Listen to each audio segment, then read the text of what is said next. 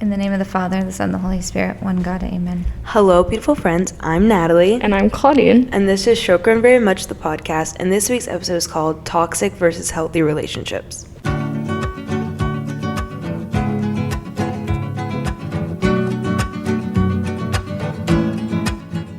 I'm super excited for this episode because we've had an episode about boundaries, and we kind of went over how to establish healthy boundaries and what unhealthy boundaries are. But we didn't really, we talked a lot about these relationships where we need to set the boundaries, but we didn't really talk a lot about what to look for or how to recognize the relationships. We just addressed them very vaguely. So I'm super excited to talk about a topic that I haven't heard a lot before and that our speaker is very passionate about, and she's been serving since high school. And she's experienced things, and whether it's personal experiences or just witnessing things as a servant, she's felt like this is an important topic, and it definitely is. So we're super excited to have with us this week Dena Beshai. How are you? Good. How are you? Thank you for having me. Thank you for being on. We're super excited. So we start every episode with an icebreaker.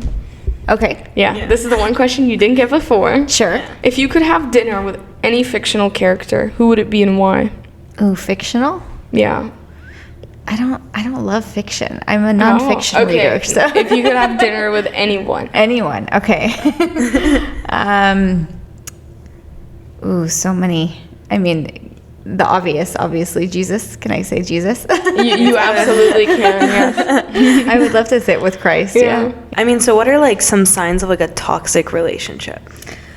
Ooh, several signs. So I think what it boils down to, ultimately, and this is kind of across every scenario in our life that's presented to us, is are things leading me toward Christ, or are they leading me away from Christ? Is it bringing light into my life, or is it bringing darkness into my life? So if you kind of see everything from that perspective, that black and white perspective, when it comes to your social life or your romantic life or whatever, whatever relationship that you're speaking about in that context, I think that some obvious signs are: is it bringing me away from Christ? Is it giving me feelings of uneasy feelings, or feelings of resentment or envy, or negative feelings? I think that is a very telltale sign that I might be in a toxic relationship. And so I think to just listen to yourself and your intuition is very important, first of all. And so those are some obvious signs. And I think as we discuss more, we'll get into like what the major signs are. And I mean, what do you think about mixed feelings? Mixed feelings about a person in general? Yeah, like when somebody's just like kind of like really nice to you one day, then like really like ignoring you the next day. Hot and cold. Yeah, exactly. I think that could be telling of a number of different things. I think that's usually a telltale sign of something underlying with them, like inconsistencies in their own life. So maybe they're especially moody, or maybe they're especially and that could be the best case scenario, that is that they're just moody, or they go through their ups and downs and they kind of wear it on their sleeve. Or it could be that they're manipulative, and that's just, it's more intentional and it's a little bit more insidious. And so I think that you can't automatically decipher what that is at the get-go, but I think to keep a keen eye and to just kind of observe and try to find out with time what the motives are behind the hot and cold. And what are things I can do to recognize if I'm toxic in a relationship? Oh, if you're toxic in a relationship. Yeah, if I'm toxic. Yes, which is actually a great question, because I don't think that a lot of people think about that. Like we're always kind of, we're always in the middle of, how are people treating me, and how am I feeling with regard to how people are treating me, but we never think like, am I the problem? And I think that that's a very important question, because first and foremost, I think we have to look at ourselves. Like, what if we're the problem? What if we're the cause of maybe toxic responses that I'm getting, or responses that I'm getting, and the behavior that I see in my friends, or things that I don't like, maybe that's a natural response to what I'm projecting to them. And so I think that always, first and foremost, and this is the key to any sort of betterment of oneself, is to self-analyze and self-audit and see what my deficiencies are, where my weaknesses are, what makes me feel good, what makes me feel bad, and what kind of characteristics do I want in my friends, and am I possessing those same characteristics? And if I'm not, and if I have the tendency to be envious or to be jealous, because that's a big problem in today's society, especially in this materialistic world that we live in. Or if I'm just a negative person, or if I'm just, maybe people need me to be more positive in their lives, and so maybe I tend to just be negative and cynical, and that's not helping anybody. And so I think to go down the list of all the characteristics of what I would want in a friend, and if I don't match those characteristics, a friend or a significant other, if you're at that age where you're ready to be dating, I think it's important to assess those characteristics, the things that I want, and do I possess those characteristics? And if not, then I need to do some changing, some betterment, and some so yeah. What are some key aspects to having a healthy relationship? And I think you kind of mentioned one is self-analysis. So I mean, what are some other ones? So it starts with the self-analysis. Am I doing my part in providing the circumstances for a healthy relationship? Am I doing, and all those things are actually, the things that Christ calls us to do, to love our neighbor as ourselves, to be self-sacrificial, to be selfless, to serve one another. You go down the list, and all the fruits of the Spirit, those are the fruits that we're supposed to embody in order to maintain healthy relationships. And so I think that's the first part. That's to be self-auditing, but also what I look for in whoever I'm having this relationship with, whether it's a friend, a significant other, even a sibling or a family member. I think a lot of it boils down to communication. Yeah. To communicate what it is that you expect of people, or what it is that you need, what you think will be helpful in order to maintain kind of a healthy, symbiosis between the two, if that makes sense.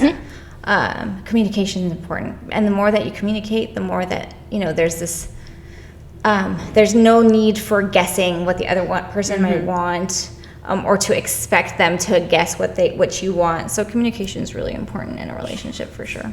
I think communication, and then not expecting the other person to change. So you can't force someone to change. And I think we go into relationships sometimes thinking that people are going to change for the better. And unfortunately, people won't change unless they themselves want to change. And that's tried and true. It's been tested. So not having the expectation of that person changing, just kind of accepting them for who they are. I think that helps in trying to achieve a healthy relationship, for sure. So you said communication, and in my mind, communication immediately kind of goes to compromise, because when I think of communication as something is happening and then the two individuals are communicating, trying to find some sort of middle ground. Sure. So sometimes that's kind of difficult, because I have, whether it's in a friendship or in a romantic relationship, you say I have my goals, and then the other person has their goals, and then we have collective goals as friends, as a couple, whatever. How do you think we can maintain a healthy balance between accomplishing or achieving my goals and our goals, while still protecting their goals? Sure. I think that sometimes in a relationship that there's one person that tends to sacrifice more, and one person that asks more of the other person, and that's one example of a toxic relationship. Not necessarily even a toxic relationship. I think every relationship goes through that at some point, especially with romantic relationships. Oh, yeah. I can tell you all kinds of stories about being married and like feeling, you know what I mean? Like feeling I should be this and that, you know, and I'm not getting this or that, you know, and this is why I should have it, you know, but that's not the way relationships work. And that's when I say communication, like when you're in the context of argument, that's where you compromise, right? Or you try to compromise, or you try to achieve a little bit. But the communication doesn't necessarily have to be that. Communication could be even in an emotionally stable state where we're not arguing. That should be the best time to be communicating your expectation, because then there's not the emotion of the anger or the slight that you feel from not getting something that you want, you know, or something that you've expected. I think that it's important to be able to communicate in a non-fighting, non-argumentative state in order to truly communicate what it is that you want effectively without the emotion of, and maybe with emotion sometimes comes words that we don't really mean, or you know, inflammatory, you know, words and things, and so that's never helpful to the conversation. And so I think to be aware of what it is that you'd want, but not to address that in a time of an emotional, you know, upheaval in your life, and then communicating that effectively, but not in a way that's like, you did that and you did this. It's you have to be accurate. And if you ever watched the movie The Giver, they talk, or it's a book actually, and they talk about. It's one of my favorite books. Yeah, mine too, and my son's favorite book of all time. It talks about the precision of language, and I think that's brilliant. I think we should all try to achieve. They make it sound very dystopian in the book, but it really should. You should be precise in your language. You should be, you know, try to effectively formulate the words that are trying to best express your feelings. Precision of language is very important when you're communicating about your relationship, or about your, you know, about your feelings and needs and wants in a relationship. Because unfortunately, sometimes we expect a lot of someone else, and we don't ever communicate those expectations, and they have no idea, even though you think they should know, you know, because they know you so well and they should know better. Unfortunately, that is not the case, and you can't hold somebody to that standard without ever communicating those needs first, and it's not fair to them if they're unaware. And so that is the root of a lot of arguments, especially in married couples, you know, because my husband and I have been married for 15 years, and this is something we've learned the hard way.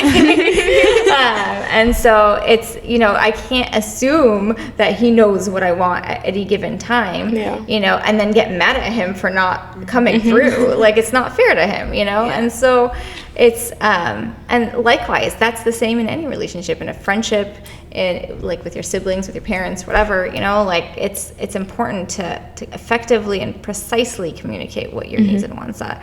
Otherwise, we're going to go back to what you were asking originally about, like, how do you kind of keep that balance? And that's the key, is, you know, not guessing, not giving any room for guesswork, to communicate, to really put it out there, what it is that you both want, and both expect out of the relationship. And if there's an issue with the expectations, that's when you have that's when you have a conversation about that. But otherwise, one of you will be sacrificing so much and waiting for the other person to return those feelings, or that whatever it is that you're sacrificing, and you're going to build resentment, and that's not good, and you're going to go down this very dark path in the relationship. What are some green and red flags to look for in a relationship? Ooh. Okay, so going back to what I originally said about whether it brings light into your life and it brings you closer to God, and that doesn't necessarily have to be overt, like this person is literally holding your hand and bringing you to church, you know, but someone who's not bringing negativity into your life, they're bringing you closer to God in some way. Either they're bringing positivity into your life, or they're truly encouraging you, or they're making you a better person. That is a green flag. Like, are they bringing light into my life, or are they bringing darkness? Darkness equals red flag. You know, light is green flag. There's only two directions you could be going.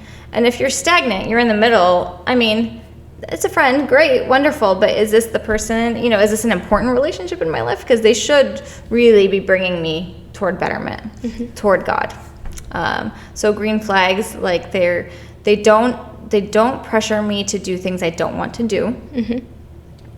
So I guess a red flag would be they pressure me to do things I don't want to do, things that I know that could be bad for me. So if this is a friend that, they're a great friend and I can confide in them and stuff like that, but like they want me, when we go out, they want to drink all the time, or they want, like do things like that. Like that's not necessarily like the best friend, good, like a good friend. They're introducing some darkness into my life in that sense. They're not wishing for the betterment of me.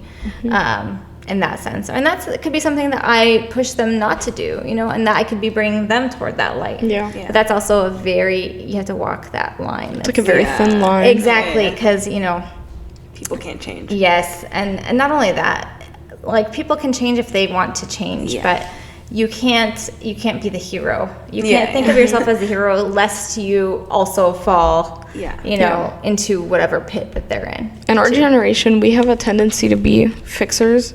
I can fix him. Like you hear it especially with romantic relationships where it's like, hey, I don't think he's like the best guy, and she's like, no, don't worry, I can change him. Oh yeah, like why are you gonna change? Like if his own mother can't change him, what makes you think? Nobody can change. That's a lie. Nobody can change anybody unless they themselves are ready for that change. No matter how hard you try. There have unfortunately been marriages that have dissolved because of this. Like I can fix him, I can keep going, or like relationships that should have never become marriages. Exactly. And then they're married, now they're stuck, or they're no longer married, unfortunately, because of that mentality. And so it's so dangerous. See, when I talk with my parents, they're always like, at least it's like something that's wrong in a relationship because they can leave. But the minute it starts to be like, no, I can fix him, and they get married, then you feel like, especially in the Coptic church where we don't really like to revert to or resort to divorce, like it's not good because then you find yourself stuck in a situation. And this never-ending loop of like loyalty or whatever. 100%. And my brother-in-law and sister-in-law also talk about relationships a lot. Shout out to Peter and Tina Mishraki, who you should have on this show actually. But they gave a talk recently and they were talking about whether it's God's will. If you're in a relationship with a quote-unquote loser, it might not be God's will that you're in this relationship, but as soon as you're married, that's God's will for you. Like you're no longer, you can't, you know what I mean? That's you've created this basically, you've made this bed and now you've got to lie in it. And so I thought those were wise words. Maybe it's not God's will that you're with this person, but as soon as you're married, you've made it God's will. So like let's say I am in a toxic relationship. Like what are some ways I can leave without necessarily like totally like ghosting someone? A lot of us can relate to having friends like this. I'm sure someone at church. Someone at church. I'm sure at one point in our lives, one of us has. We've all run into this situation where there's been a friend, quote unquote, that is just not good for us, or maybe they're continually hot and cold, like you were saying, or maybe they, there's a whole list. Maybe they're, just super negative all the time and are dragging us down to their negativity, and they make us feel down and low, or they're, they're a controller, or they're an envious person, for example. There's different elements of the toxicity, that could be abusive, but we're willing participants if we allow them into our lives like that. So you can't necessarily consider yourself a victim. If you have the liberty to leave, or if you have the liberty, and going back to your question, how do you leave, or how do you exit a toxic relationship so that it's no longer toxic anymore? Sometimes it does take separation, like full separation. In everything there is wisdom, for sure. Like you have to have wisdom. You really have to think about what's best for both of you, the best possible scenario for both of you. We can't be doing things out of vindication or out of spite, especially when we're at a point of such resentment that we want to do. It's very compelling for us to want to do things out of spite and just stick it to them, That's never appropriate because we're also Christians, and we're held to that standard of Christianity. But sometimes it takes a conversation, a very frank conversation. Sometimes that conversation, won't be as effective. Sometimes people won't get it, and you know who you're dealing with. So sometimes a conversation will be effective, and maybe that'll resolve things. Sometimes a conversation to exit politely is the way to go. Sometimes a conversation, maybe a lack of conversation, and just slowly distancing yourself, not really participating in the relationship, not giving so much, not sacrificing, not being as available, is what it takes. It really is dependent on the kind of relationship it is and the person themselves. So if like a relationship is taking like a toxic turn, is it better to like run away or like fix the problem? And like how much forgiveness can I give someone to where it becomes like if I'm constantly forgiving somebody for like yelling at me and that's bothering me, like how much is like too much forgiveness, if that makes sense? Yeah, well, let me ask you, is there such thing as too much forgiveness? No. Oh, man, he died on the cross. Yeah, well, we're called to forgive how many times?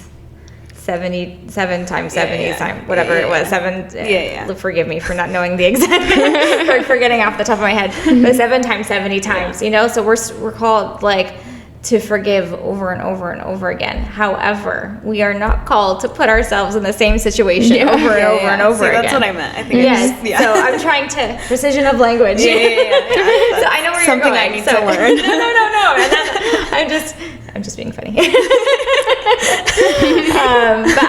I guess what I'm trying to say is we have to have the wisdom not to put ourselves in that situation over and over again. If I'm learning that this person has a tendency to make me feel down every time that I'm with them, then why do I keep hanging out with them? Or if they put me down, or if they only want me when they need me, but whenever I need someone, they're like gone, or not available. Then, and I keep getting disappointed, then I need to learn, okay, this person is not as available for me as I need them to be, which is okay. Maybe they've got their own things going on, always with assessing these relationships, always have compassion. That's key. Like, give them the benefit of the doubt, be as Christian as you possibly can in the way you go about your relationships. But I don't put myself in that situation. So you can forgive. You can keep forgiving forever. And that is what we're called to do. However, we need to learn from our own mistakes and not put ourselves in situations that keep disappointing us, if that makes sense. So let's say like the person, like, because you kind of said like deal with it with kind of like compassion always like underlying. So what happens if the person just like has a very abusive household, and just almost if I were to leave this person, it wouldn't be good for that person? Does that make sense? Yes, but does it come at a cost to you? Well, yeah, it probably would. It would. And so there's only so much that we can do and that we are called to do. Yeah. We are humans at the end of the day, right? And so as long as it is not at the cost of our own sanctity or spirituality, our own, sanity, then do what you can to help. If you feel like you are truly helping, if this is turned into a service rather than just a friendship. Yeah. But there are different callings, sometimes this is not what you kind of signed up for. Not that you kind of signed up for, but like if you're a friend and you're called to serve them, and which we are called to serve our friends, we're not called to fix their problems or to be there no matter what. There's wisdom, and so if it's coming at a cost to us and our own salvation, and ultimately whether we sin or resent or we, those negative feelings, if that's what's the cost that is coming from me, then it's time to reassess and to maybe serve from a distance or to put boundaries up, for sure. Yeah. So what can we learn from Christ first and foremost, and then also just biblical examples in general about healthy relationships? So with Christ, he created us all, right, in his image, and he loves us, each and every one of us. And so I think the most that we can learn from him is that we love everyone regardless of anything. We are all created in his image. So ultimately we are all members of his body, and we are all brothers and sisters. And so we treat each other as such. So love, above all, is the greatest thing that we can learn from Christ, and how he loved sinners, how he loved, the sick, the lepers, the people that were untouchable by society. And what was the second part of your question? Sorry. I said just biblical examples in general. Ooh, I love the example of Saint Mary and Saint Elizabeth when Saint Mary was pregnant. Yeah. And so just cute. And like so I was fortunate enough to go to Israel this year before everything. And we got to see the road that she walked to go visit Israel. It was like 80 miles or something that she traveled in her first trimester of pregnancy.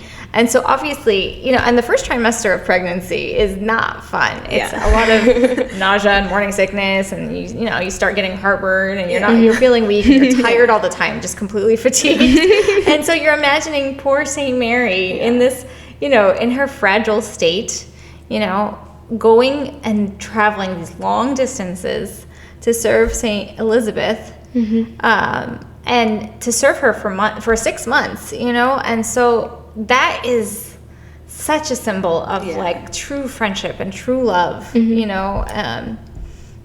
like even in her joy, she shared in her joy for her, for her cousin Saint Elizabeth, and so it's just a beautiful story. I love that story. Like that sacrifice. Would have never have thought of that story. story. But it's very fitting seasonally too. Yeah, totally. I didn't know it was like 80 miles. Yeah, I had no idea. You don't That's realize insane. how far it was, but it was about 80 miles. So it was maybe like a 3 or 4 day journey That's for her. insane. And she traveled all that way to maybe even sandals. longer. I don't know if I could do it pregnant or not. Yeah. She's like, I can't do it not pregnant. Like, Yeah, so probably longer, maybe like a week's worth of journey or something. Wow. But yeah. that's insane. Yeah. So I love that example. Though. Yeah. It's I mean, like so sacrificial. there's so much to learn from St. Mary. It's crazy. Oh, so much. Yeah. And the joy, like, and how, like, the baby left, like how, like, Oh, that's one of my favorite parts. Like, It's so cute. yeah, it's so sweet. And so just the joy of the service and the love for one another. Like, that's how, especially women, like, I know this might be controversial to say, but, like, we need to have that joy for each other whenever we're celebrating something for each other. Women it's support important. women. Whoa. Yes, absolutely. Yeah. No, you're absolutely right. Yeah. I don't think we talk about that enough in the church. No, I mean, it's it knows no boundaries. It knows no, like, female, male, or whatever, but, like, we should all be supporting one There is another. something special about the woman-to-woman connection. Absolutely. And we should be happy for one another, like in each other's, celebrations. And yes, we want things for ourselves too, but never with envy. Be happy for our sisters. Be happy for, I think it's really important. There's too much competition, too much. Also, like, fake social media. Oh, and like us feeling down on ourselves because we don't have what other people have. Like, it's all fake. It's all, again, breeding ground for the devil to, sow, like, envy and stuff in our lives. The day it hit me how fake it was like all those, like, fancy red carpet pictures we see. All the jewelry and bags and stuff. Do you know they rent them all? Like, they don't actually own any of it.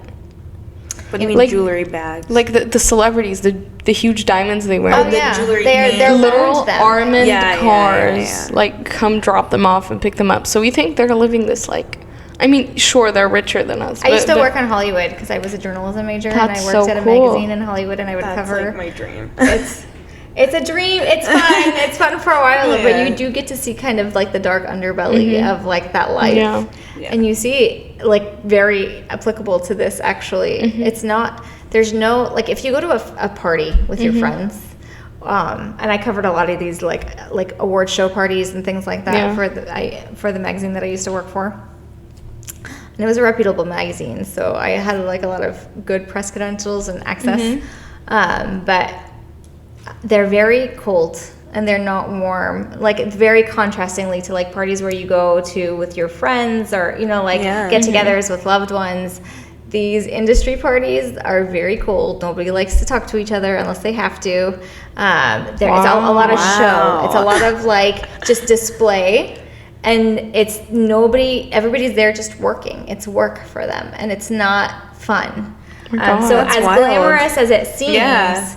it's all very lame. contrived. Yeah. Oh. And there is a darkness to Yeah. it. So, but we can talk about that more. You've got later. the scoop right here, folks. Yeah, it was very interesting. The inside scoop. It was very interesting being a Christian in that world. Oh, yeah, that's 'cause crazy. You truly feel it. Yeah. Who's the cool celebrity you met while you were, That I met. or spoke with, or whatever?